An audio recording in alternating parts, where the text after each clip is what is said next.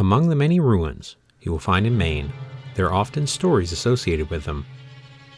Not everyone who was in command of these places was honest with those around them. Today, we travel down to the town of Bristol, to remains of a fort, and a story of betrayal. Episode 18, Fort William Henry, Bristol, Maine. Settlers started coming into the area known as Pemaquid back in 1632. In 1765, it became known as the town of Bristol, a small community with a lot of history. This area was thought to be the home of Samoset, the native who met the Pilgrims in Plymouth and spoke English. As it is on the coast, naval battles have been fought nearby. During the War of 1812, the HMS Boxer was captured by none other than the USS Enterprise. This town is also the home of Fort William Henry, so let's hear about the history of this fort. Hello, welcome back to Stranger Maine. I come to you here at Bristol, Maine to show you this really interesting structure behind me. Welcome to Fort William Henry. Constructed in 1692, this fort was put here as a foothold into the Massachusetts frontier, which of course, way back then, the Massachusetts colony would have claimed what we now know as Maine as part of its territory. The colonial government actually spent a significant amount of money putting this place together, 2,000 pounds, which is a lot now, but then was 2/3 of the colony's budget just to construct the structure you see here. Now, sadly, not much of it is actually left. It was laid siege to and destroyed almost entirely in 1696. So it was only here for 4 years. So why would this have some sort of ghost story or something attached to it? Well, despite its short tenure, there actually was a fort here before, and there were settlements and forts built afterwards, after the siege that destroyed this place. So you might be wondering, how many stories can you conjure up in mere 4 years of this fort existing? Well, there were a few incidents that happened on these grounds. Not necessarily with the fort per se. There was another fort that was here before that was destroyed before this one was built. And this one was an attempt to reinforce that with heavier duty walls. But there are some stories that a local chief was executed here on these grounds.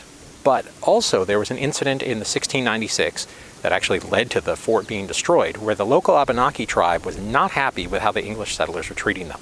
They'd actually surrounded the fort and a battle had ensued.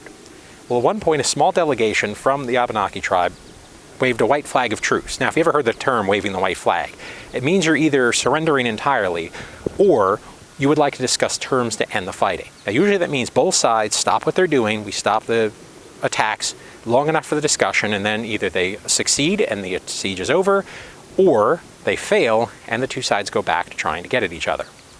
Well, the commander of the fort at the time allowed them in under this white flag of truce, which, remember, is supposed to be a sign that we would like to talk and we would like to end the fighting. And what he did instead was, once the delegation was in, they talked briefly, and he ordered his men to open fire on them, killing the delegation.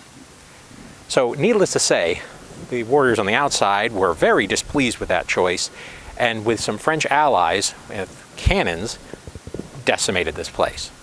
Ironically, of course, the commander managed to negotiate himself a truce afterwards. Go figure, right?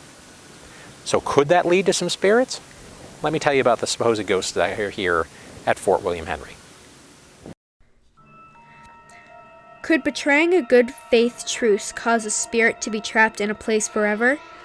There are many stories about strange happenings at Fort William Henry. Some people have claimed to see a ghost of a sad man walking a foot above the ground and remains of the fort. Some others have claimed to see a ghostly orb emerging from the closed doors of the tower replica and floating towards the trees.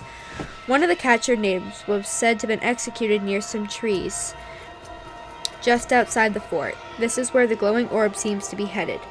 There are even reports of cold spots seeming randomly across the fort. Many believe this is a sign of a nearby spirit. With everything that happened at these grounds, it would not be that surprising that there might be something trapped here. So are there ghosts here at Fort William Henry? Well, I didn't see the spirit of the sad man wandering the grounds or little orbs lighting up in the dark because, it's daytime. I'm not here at the night. I can't say for sure, but what I can say for sure is that you can actually come down here and visit. It's worth the drive. It's a lovely area. There's a great view. And check out the remnants of the walls. You can see the replication of the fort itself, which was built. And come see for yourself. There's a great museum right down the road. So when you have the chance to visit history, you should always take an opportunity to do so. Thank you for watching Stranger Maine. See you next time.